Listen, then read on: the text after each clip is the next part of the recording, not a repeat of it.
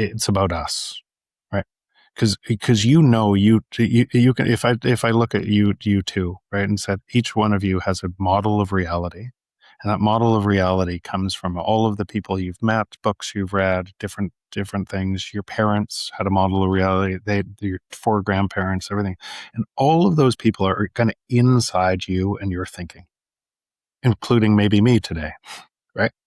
And these bounce into each other, and we all kind of observe this different thing, but it's all us at the center, right? Holding on to onto this, coming into the past doesn't actually exist. It only exists in our mind. This moment right now is the only moment that actually matters. It's the only moment that's real. And the future emerges from moments like this. And we come into these moments, your stay curious as an idea, right? We come into these moments so wanting to hold on to our identity from our past, we actually don't experience the moment, right?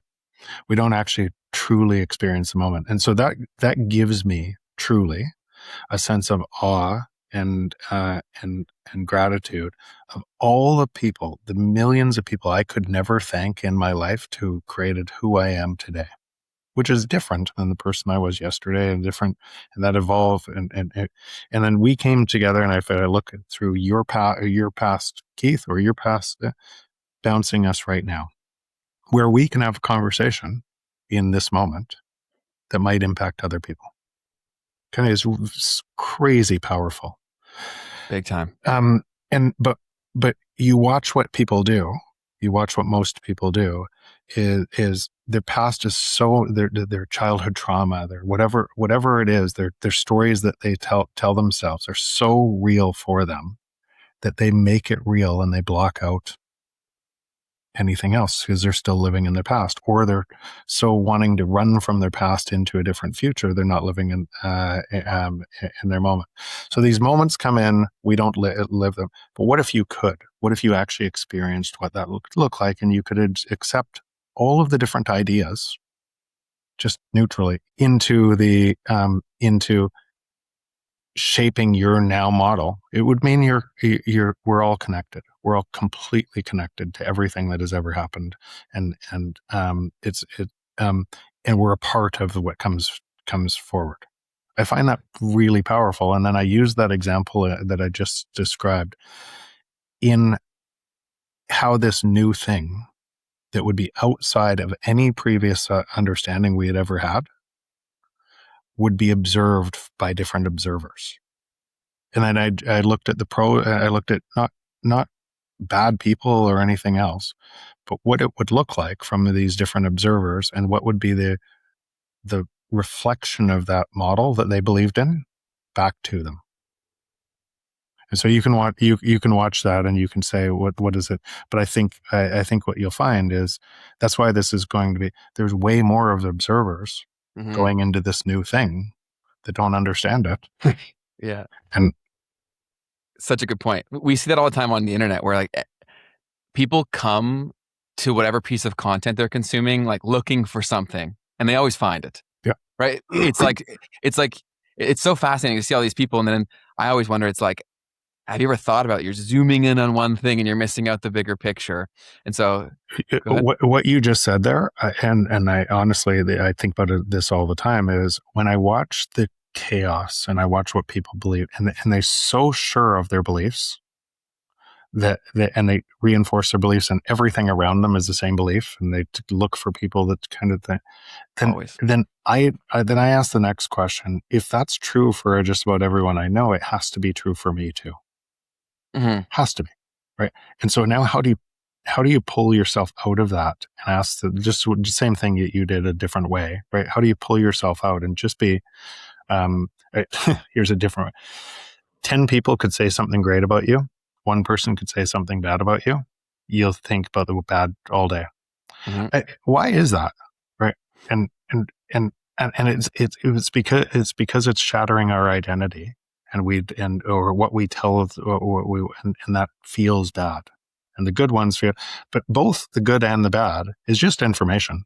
Yeah, right? It's data. It's our version of what we make the information to be that drives our emotion and keeps us typically stuck. I would completely agree. When I say stuff like this, people look at me like I'm crazy, Yeah. or I'm not thinking about their situation. I'm like, I'm purely thinking about your situation. But you're clearly someone who's had very high agency, it seems like, for a very long time. Can you pinpoint like why that is? Is that like a personal innate thing, or did something happen to you? But this is actually why I said the speech, because and this is where sometimes I get emotional talking about it. Mm-hmm. That I couldn't thank all of the people that are part of me is so beautiful and everything else, and I couldn't, because I read 50 books a year since I was 18, right? All of those things, some people that I completely disagree with that are still part of part of who I am today. But when I see just about everybody I run into has something that's their genius, Mm-hmm. and then paired to their genius is their tethered liability, right? And and when we talk about other people, most type people you talk about want to talk about people's liability, the thing that they're bad at, Mm-hmm. instead of the thing they're good at, right? And then we do this. It's fascinating. I think the biggest thing for me is observing kind of how other people act in the world, is then I have to realize, and I probably do too, right? No better, no worse, no anything else. And then trying to fix those things to be able to take the same curiosity into how do I show up, and because what is the only way I could know, right, is if I use this on many different podcasts before, but I use the victim analogy. Right? What does the victim really want? They want love and belonging, right? And something happened to that person that everybody came to care, right? It showed up as, that's the way I get love and belonging. And they use that thing over and over. They have a sign on their forehead that everyone else can see, and everybody talks about them behind their back. Nobody ever turns the sign around. That